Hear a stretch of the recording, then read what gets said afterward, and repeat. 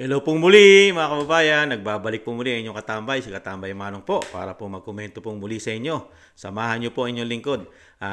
Magandang umaga po muna, tanghali, hapon, gabi, madaling araw po sa atin lahat. Saan man sulok ng bansa o mundo tayo naroon, naway maingatan po tayo mga kababayan. Ito po, pag-usapan po natin, komentuhan po natin. Itong ang dalawa po, ito po si Attorney Vic Rodriguez at syempre po ang Senate President na talagang pilit po na itinatama po ang kanila po yatang mga pagkakamali. Pilit po nangangatwiran sa Pilipino, nangangatwiran sa sambayanang Pilipino, ang ginawa po nilang napakalaki pong pagkukulang lalo po sa ating budget sa ginawa po nila sa BICAM. Ito po, ang sabi po ng Senate President na walang kamatayan, ipinaliwanag po na meron daw pong autoridad ang Committee of Finance na iwasto ang budget mga katambay. Ang tanong ni Kamanong, nung kayo ay ginagawa nyo ang budget ng bansa, bakit hindi nyo po naiwasto? Hindi nyo naitama? Kung walang Congressman Ungab at walang dating Pangulong Duterte, lusot na lahat ng ginagawa nyo. Lusot na. Okay na. Di po ba? Wala nang malalaman ng mga Pilipino sa mga pinaggagawa nyo sa BICAM. Di po ba? Ngayon, walang problema sa inyo. Itatama, iwawasto dahil nabuo na. Ganun po ba? Mga kababayan, pakinggan po natin ang balita at komentuhan po natin. At isunod po natin yung paliwanag naman po ni Attorney Vic Rodriguez, mga kababayan. Pinahayag ni Senator Francis Escudero na may otoridad ng Committee on Finance at Appropriations na itama ang anumang pagkakamali o pagkukulang sa budget. Tumanggi naman si Executive Secretary Lucas Bersamin na magbigay ng pahayag ukol sa petisyong kumukwestiyon sa 2025 budget na ipinasa sa Solicitor General. Ayon kay Escudero, hindi ito bagong issue at matinding bangayan ngayon ay nagdudulot ng masusing pagsusuri sa bawat aspeto ng budget. Kaya nga otorisadong mag-correct, di ba? Kaya nga otorisadong punuan kung may mali. Dahil nga, yung totals nandun. Yung mga amount na bumubuo sa total sa isa o ilang departamento marahil, kaya nga otorisado silang punuan yun. Tingnan nyo po mga kababayan katwiran. Nandun naman daw po yung amount. Ang tanong yung pagkakagawa nyo. Iniwanan nyo ng maraming blanco. Tapos nung nahando na sa General Appropriation Bill o GAB, nakukumpleto na yung blanco. Ang tanong ng taong bayan, bakit nagkaganon? At sino ang naglagay? Sino na naglagay doon sa mga blanco? Di ba? Ganito po kasi yun di ba? Mga kabayan, yung kasing magnanakaw. Di ba? Hindi po aamin na siya nagnanakaw. At ganon din po ang durugista. Ang addict po, never din po umamin na siya addict. Diba? Marami po silang katwiran. Mga katwiran po talaga yan. Dahil nga po nabuko yung ginawa po nila sa BICAM. Kasi ang hirap po kasi, yung BICAM po kasi, yung Bicameral Conference Committee Report, wala po kasi transparent yan. Walang transparency yan Hindi po na ipupubliko yan. Kaya po, paano po natin pagkakatiwalaan ng mga politiko na ganito? Katulad niya, nabisto na sila. Mapagkakatiwalaan po ba sila? Lalo sa napakalaking pera po ang inahawakan, ang binabudget po natin. Hindi bababa sa 6 trillion. Tapos dadaanin lang tayo sa makatang salita at pangisi-ngisi na parang walang nangyari. Di ba? Ngayon lang po talaga nangyari yan. Pasalamat nga kayo at pasalamat ang taong bayan dahil merong isang dating Pangulong Duterte at si Congressman Ungab at si Attorney Vic Rodriguez, mga tambay, nakikita at kailangan itama nyo. Ginagawa nyo kasing bobo at tanga ang mga Pilipino. Ginagawa nyo bobo. Pagdating po yata sa pagkakaperahan, ginagawa nyo pong bobo, tanga, gago ang mga Pilipino. Kayo na lang po ang matatalino yata. Kayo na lang po ang magagaling. Kayo na lang ubod ng talino, mga kababayan. Kaya nga tumumbok doon Tumbok na tumbok yung sinabi ni Vice President Sara Duterte na kontrolado po ng iilang tao ang pera ng bansa. pera ng Pilipino, lalo dito sa institusyon ng Kamara at Senado. Kontrolado po nila. Kasi nagagawan po nila i-blanco eh. Tapos ngayon lalagyan po nila ng numero na napakalalaki. Hindi po natin alam kung saan napupunta yung mga numero na yon. Bakit nalagyan ng ganon na hindi po ito napag-usapan sa BICAM dahil nga naka-blanco. Pakinggan naman po natin si Atty. Vic, mga kababayan. Ang ibang paliwanag dito, blank check po ito. Blank check ito. Pinirmahan, bahala ka kung anong amount na gusto mo ilagay. Anong tawag doon? Ba't sila nagagalit? Hindi ba't blank check ganun? That is how a blank check operates. That is the effect of issuing a blank check. Similar to passing a final bicameral conference committee report, which is the basis of the General Appropriations Bill na blanco. Blank check po may hintulad dito. Kaya wag ho kayong do not shoot the messenger. Wag kayong magagalit sa mensahero. Dapat nga, kung totoong inosente ang Malacanang, dahil sinasabi nila hindi raw sila mananagot at wala silang pananagutan dahil sila inosente, dapat nga magpasalamat kayo kay Pangulong Duterte. Huwag niyong awayin kung talagang inosente kayo. Hindi niyo pala alam na unconstitutional yung pinipirmahan ninyo. Nung hinatid sa inyong kaalaman, galit pa kayo. Kayo pa yung unang-unang nagtatanggol. Yeah, tama po yun si Atty. Vic. Kayo pa ang galit. Yung ginawa na nga, itinatama na nga yung ginawang kabalbalan na puro blanco, napakaraming blankong pages. Na pera yan ha. How many billions yan? Yung naka-blanco. Di ba? At ang nakapagtataka rin po mga kababayan, ang nagtatama, napansin nyo po ang nagtatama. At sinasabi pang fake news. Samantalang wala naman po siya rin sa BICAM.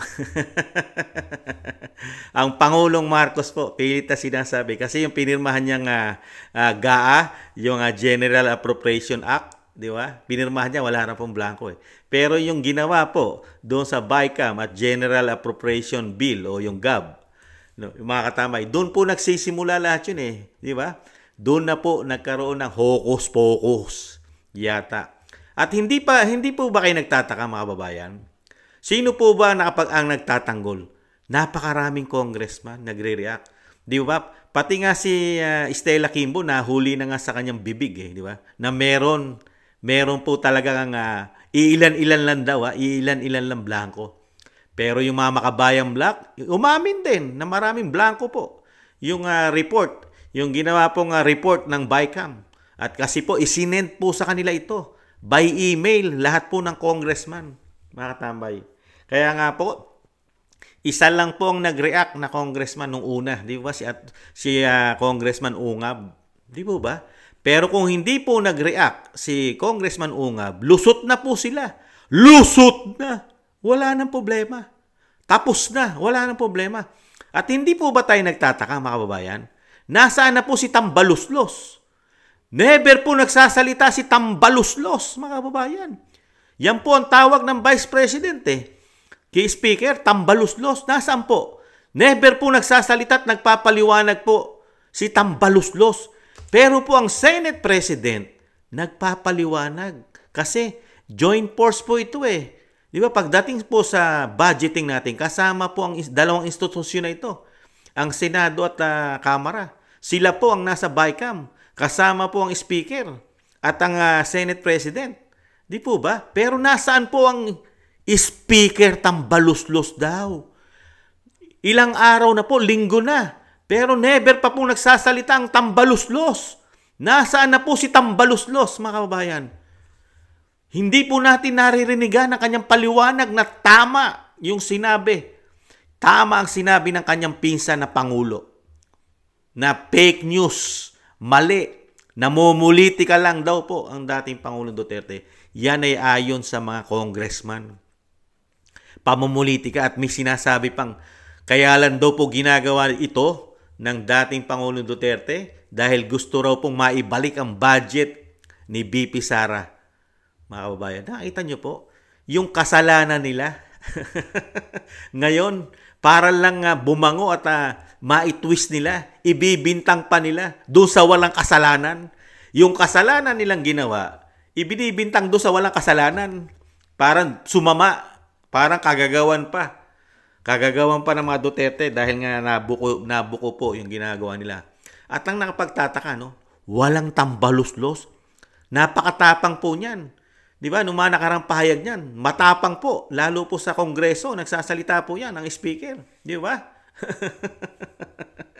Pero ngayon, hindi po yata nagsasalita sa mainstream media. Samantalang mainstream media ay halos kakampi po yata nila. Pero ang tambaluslos, never po yatang hinahabol ng media, mga tambay. Buti pa si Stella Kimbo, hinahabol ng media noong nakarang araw.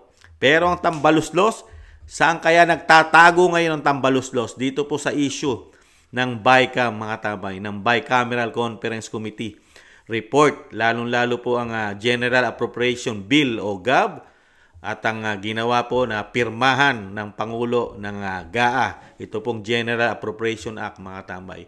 Ibang klase, no? Pakinggan pa po sa Senado at sa mababang kapulungan. Bakit? Meron ba kayong kinalaman sa pagpuno ng mga blanco at patlang dito sa illegal, immoral, unconstitutional, invalid na final Bicameral Conference Committee report? Yan po yung tanong ng sambayan ng Pilipino. Tama po yun. Sila po ang yaw-yaw ng yaw-yaw, mga kababayan. Kaya ang tama po sabi ni Atty. Vic, may kinalaman ba kayo ron? Kaya naguhugas kayo ng kamay? Di po ba? Ganun po yun. Di po ba ang manok? Malalaman mo pagka ang manok, lalo ang babae, yung babaeng manok. Pag po yan putak ng putak ng putak, sigurado po nangitlog. Di po ba ganyan ang manok? Lalo yung babaeng manok, di ba? Pagka yan ay putak ng putak, mangingitlog yan o nangitlog. Ganyan po nangyayari po sa ating politika. Putakan po ng putakan. Bakit kaya? May pakinabang kaya? Kaya putak ng putak? May mga hawak kayang gintong itlog?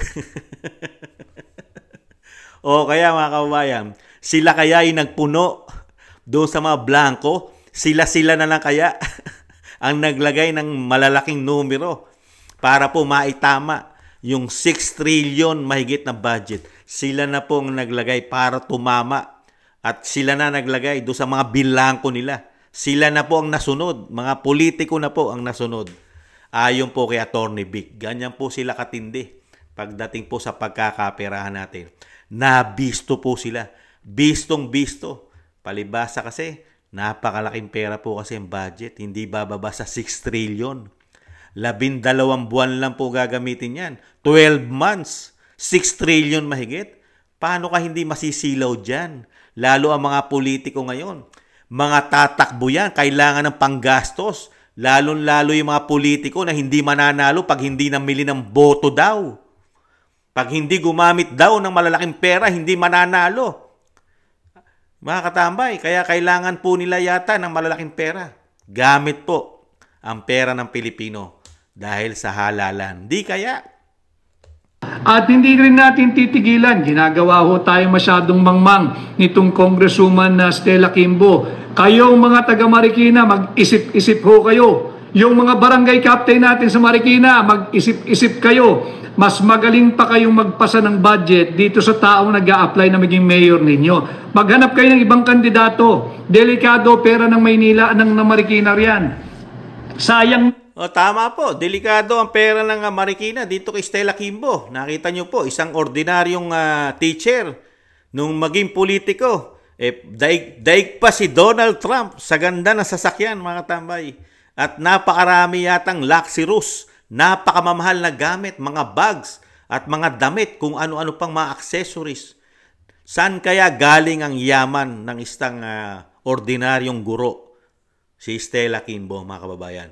Sa maiksing panahong pagiging politiko, yumaman na po ng yumaman yata ang isang Stella at napakaraming politiko nagsiyaman, naging bilyonaryo, milyonaryo yata.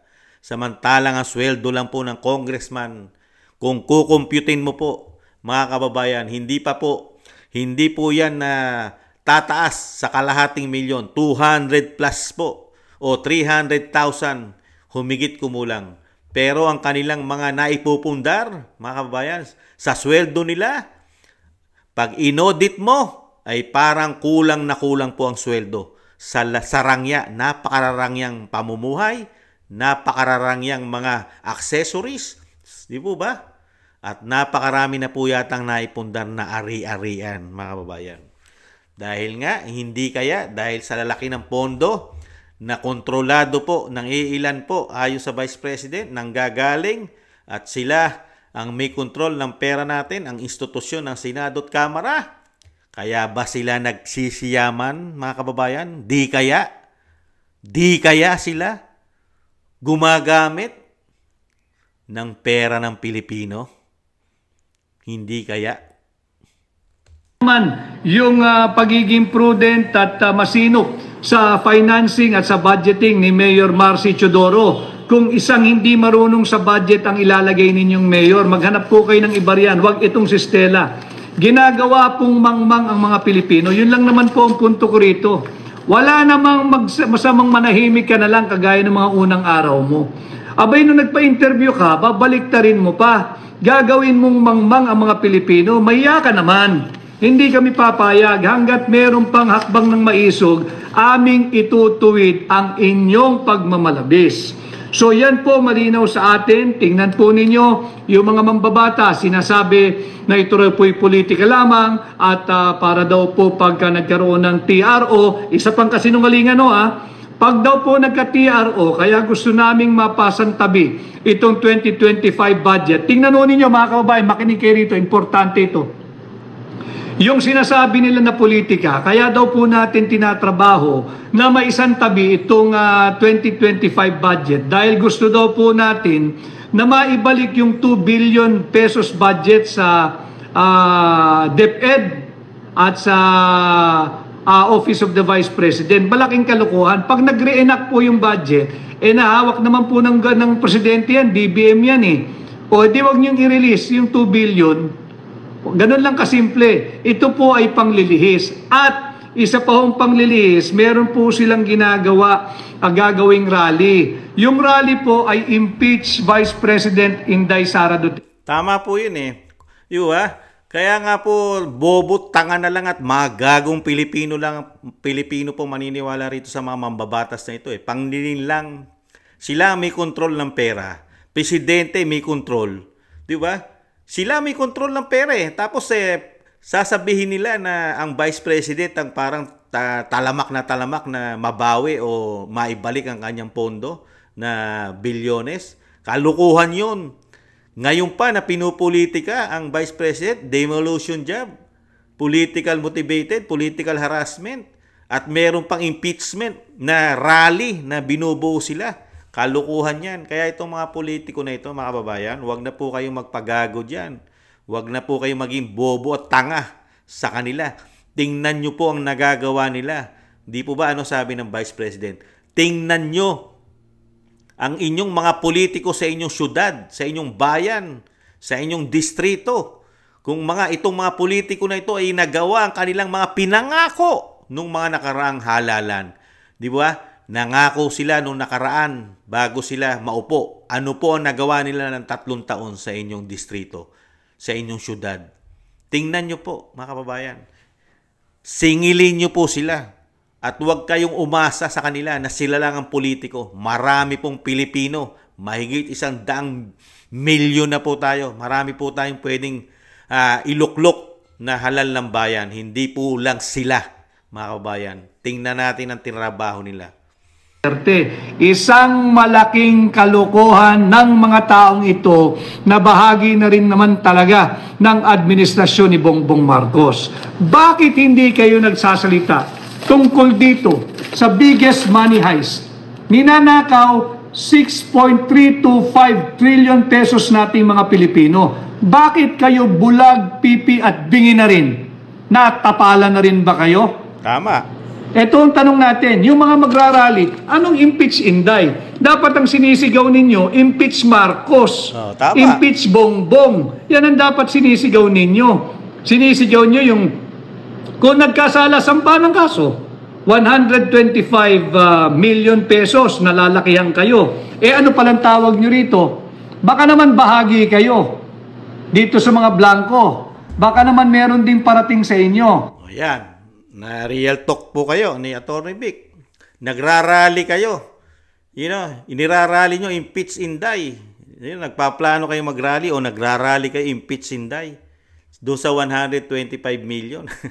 Samantalang ang COA, wala pang sinasabi na talagang corrupt ang Vice President. Samantalang yung mga natutuklasan po ng ating kaperahan sa administrasyon, lalong-lalo na po, di ba? PhilHealth, GSIS, SSS, ginto sa ating central bank, 5,500 flood control. At ito pa po, ito pong 2025 national budget natin na ginawa po sa BICAM, 6 trillion mahigit. Kaya nga tanong ni Atty. Vic Rodriguez, baka nasasama kayo dyan, nababahagian kayo. Itong grupo po, kasi karamihan po kasi nagrarally, di ba? Nakita naman po natin mga supporters po na makakaliwa, karamihan. Supporters po, grupo po ng CPP, NP, NDF kasama Makabayan Black.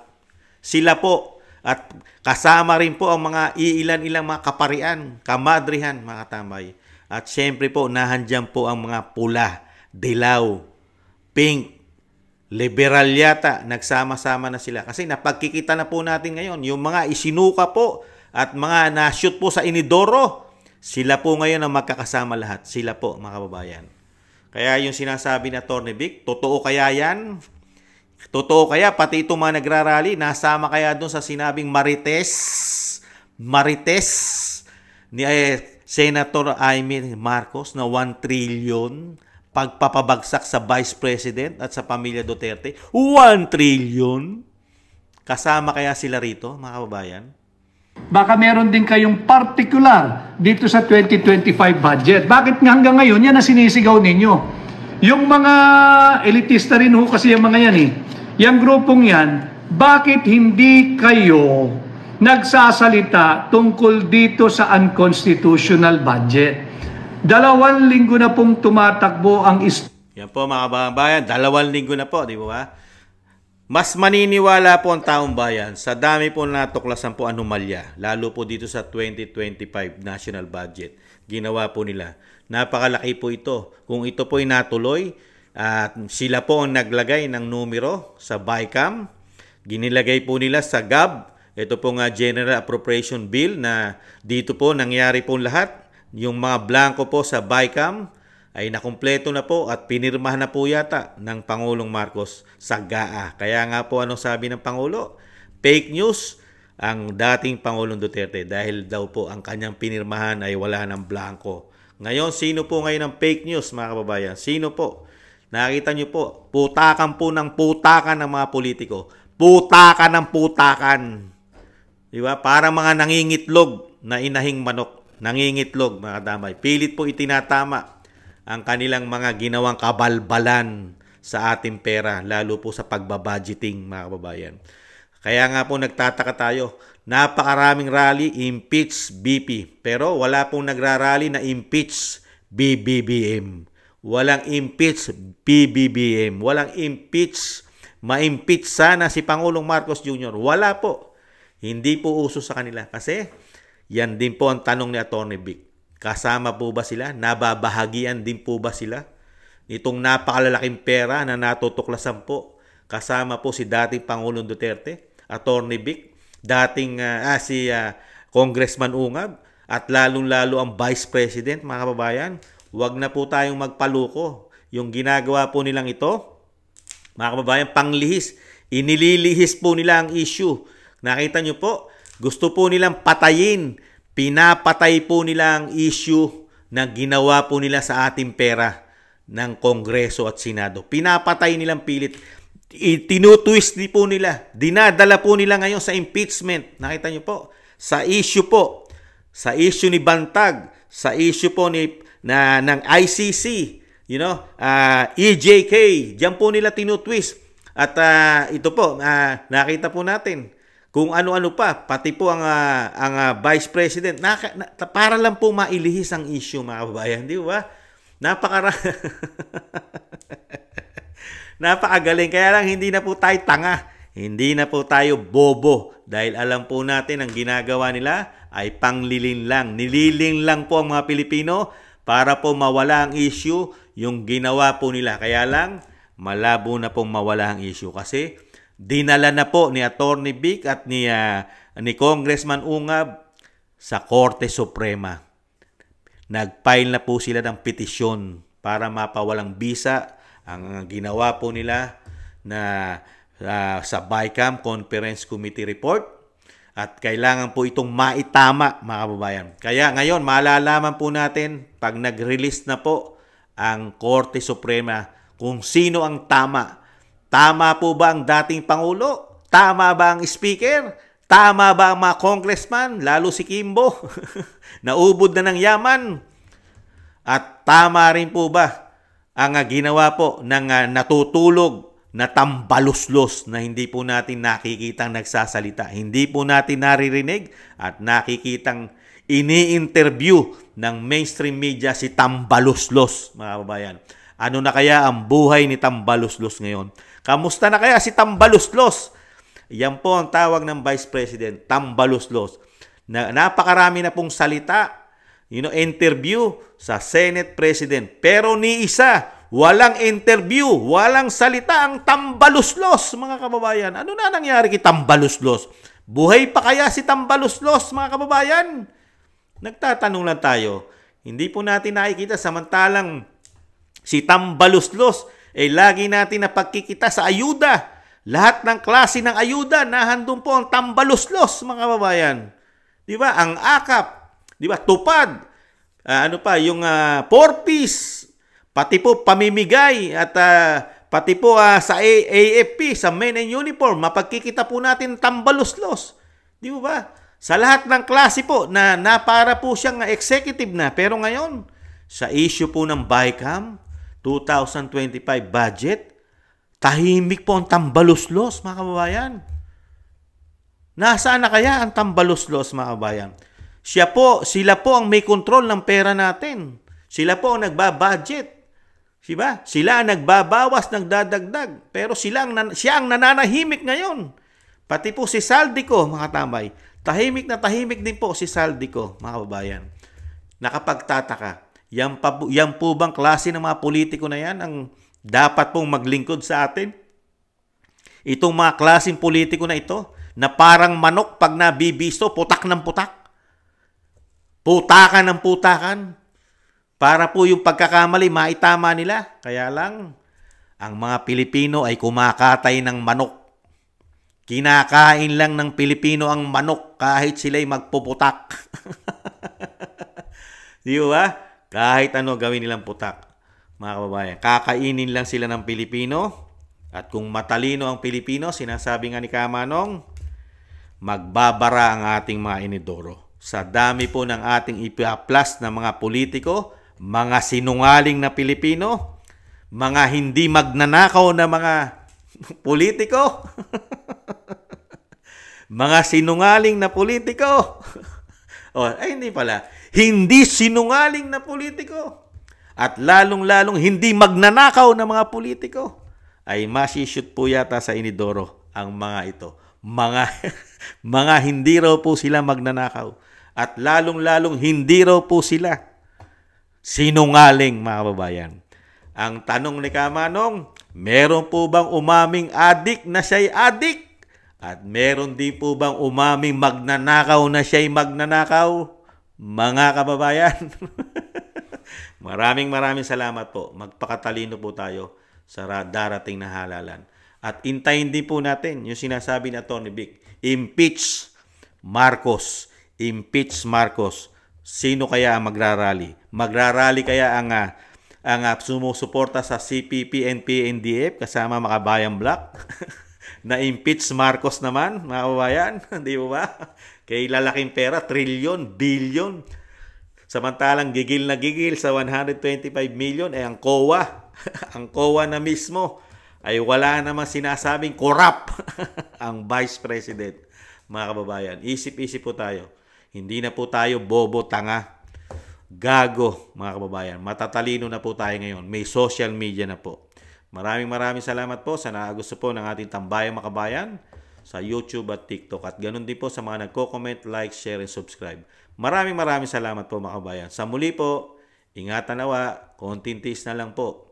May pag-asa po. May pag-asa pa pong makabangon ng ating bansa. Pagdating po ng Agila ng Mindanao. Paalam po, ingatan nawa. Bye-bye.